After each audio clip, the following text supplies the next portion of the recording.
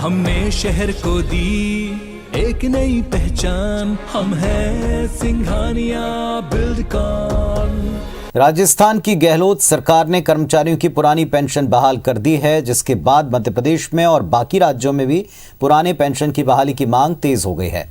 केंद्र सरकार की पहल पर राज्यों ने 2004 से पुरानी पेंशन योजना बंद कर दी थी, जिसमें कर्मचारियों को उनके रिटायरमेंट से पहले आखिरी तनख्वाह की आधी पेंशन साल में 2 बार महंगाई भत्ते के साथ मिलती थी और पेंशनर्स की मृत्यु के बाद उनके आश्रितों को भी पेंशन का लाभ मिलता था। 2004 के बाद सरकारी नौकरी ज्वाइन करने वालों के लिए मध्य प्रदेश में नई पेंशन स्कीम लागू कर दी गई, जिसमें ना तो निश्चित पेंशन की गारंटी होती है, ना ही पेंशनर की मौत के बाद आश्रितों को पेंशन मिलती है। जबलपुर में प्रदेश के वरिष्ठ कर्मचारी नेता कमलेश तिवारी ने राजस्थान सरकार के फैसले का स्वागत करते हुए मध्य प्रदेश समेत सभी प्रदेशों में पुरानी पेंशन योजना की बहाली की मांग की है। मध्य प्रदेश के 2,85,000 शिक्षक, 1.5 लाख संविदा कर्मी, 48,000 स्थायी कर्मी समेत शासकीय कर्मचारी अंशदायी पेंशन यानी कि नेशनल पेंशन स्कीम की जगह पुरानी पेंशन लागू करने को लेकर लगातार आंदोलन कर रहे हैं। वहीं इस पर सियासत भी हो रही है।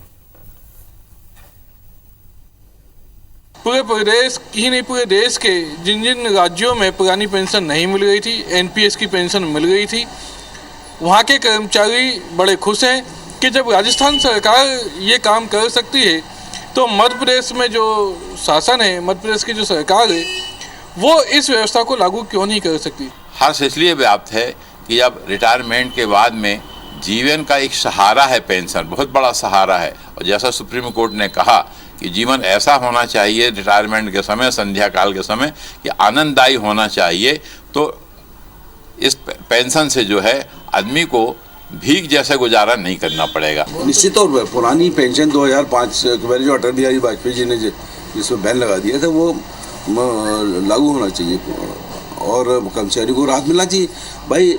और हमारा तो ये कहना है कि जो कर्मचारी जो 62 साल से 2-4 साल पहले काम करने की स्थिति में नहीं है, उसके बच्चे को अनुकंपा नियुक्ति दे दो।